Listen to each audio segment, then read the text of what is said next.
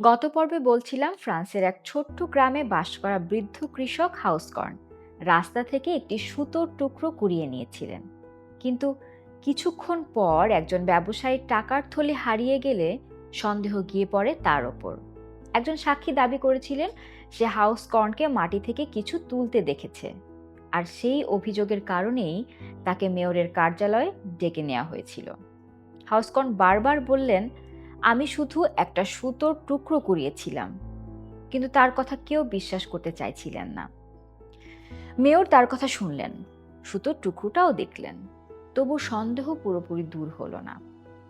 শেষ পর্যন্ত কোনো প্রমাণ না পাওয়ায় তাকে ছেড়ে দেয়া হলো।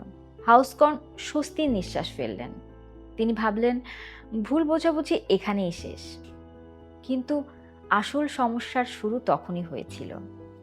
মেয়রের অফিস থেকে বের হওয়ার পর তিনি বাজারের সবাইকে ঘটনাটা বলতে শুরু করলেন। যার সঙ্গেই দেখা হচ্ছিল তিনি বলছিলেন, আমি চোর নই, আমি শুধু একটা সুতোর টুকরো কুড়িয়েছিলাম। কেউ মাথা নেড়ে সম্মতি জানাতো, কেউ আবার মুচকি হাসতো, আবার কেউ কেউ সন্দেহের চোখে তাকিয়ে থাকতো তার দিকে। হাউসকর্ন যতই নিজের নির্দোষিতা প্রমাণ করার চেষ্টা করছিলেন, মানুষ ততই বিষয়টিকে নিয়ে আলোচনা করতে শুরু করলো। গ্রামের চায়ের দোকানে, বাজারে, রাস্তার মোড়ে সব জায়গায় একই আলোচনা। হাউসকর্ন কি সত্যিই টাকার থলে নিয়েছিলেন? কয়েকদিন পর হঠাৎ একটা খবর এলো, হারিয়ে যাওয়া টাকার থলি পাওয়া গেছে। একজন কৃষি শ্রমিক রাস্তার পাশে থলিটি খুঁজে পেয়েছিল। ভেতরে টাকা এবং কাগজপত্র অক্ষত ছিল। খবরটি দ্রুত পুরো গ্রামে ছড়িয়ে পড়ল। হাউসকর্ন খুব খুশি হলেন। তিনি ভাবলেন, এবার সবাই বুঝবে আমি নির্দোষ। পরদিন তিনি গর্বের সঙ্গে গ্রামের লোকদের বলতে লাগলেন, দেখলে তো, আমি সত্যিই নির্দোষ ছিলাম, আমি শুধু একটা সুতোর টুকরো কুড়িয়েছিলাম। কিন্তু আশ্চর্যজনকভাবে মানুষের প্রতিক্রিয়া অন্যরকম ছিল।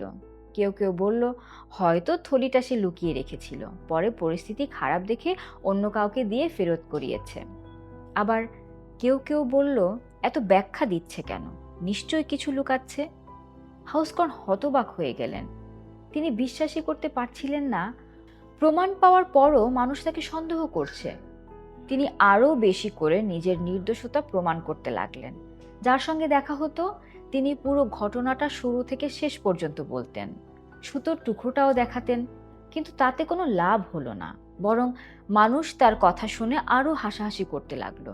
তাদের কাছে হাউসকর্ন যেন একটি মজার চরিত্রে পরিণত হয়েছিল। একদিন এক ব্যক্তি তাকে দেখে হেসে বললেন, এই যে সুতোর টুকরো কুড়ানো মানুষ। চারপাশে সবাই হেসে উঠল। হাউসকর্নের মুখ লাল হয়ে গেল। তিনি রাগে কাঁপতে কাঁপতে বললেন, আমি সত্য বলেছি, কিন্তু তার কথা আর কেউ গুরুত্ব দিল না। দিনের পর দিন তিনি অপমান সহ্য করতে লাগলেন। তিনি বুঝতে পারছিলেন, আসল সমস্যা টাকার থলি নয়, আসল সমস্যা হলো মানুষের মনে জন্ম নেওয়া সন্দেহ। আর একবার সেই সন্দেহ জন্মালে সত্যও যেন তাকে মুছে ফেলতে পারে না। কিন্তু তখনও তিনি আশা ছাড়েননি। তিনি বিশ্বাস করতেন একদিন সবাই সত্যটা বুঝবে। কিন্তু তিনি জানতেন না, মানুষের বিচার তাকে এমন এক পরিণতির দিকে ঠেলে দিচ্ছে যেখান থেকে আর ফিরে আসা সম্ভব না। সেই পরিণতি কি ছিল? একজন নির্দোষ মানুষকে সমাজ কতটা কষ্ট দিতে পারে।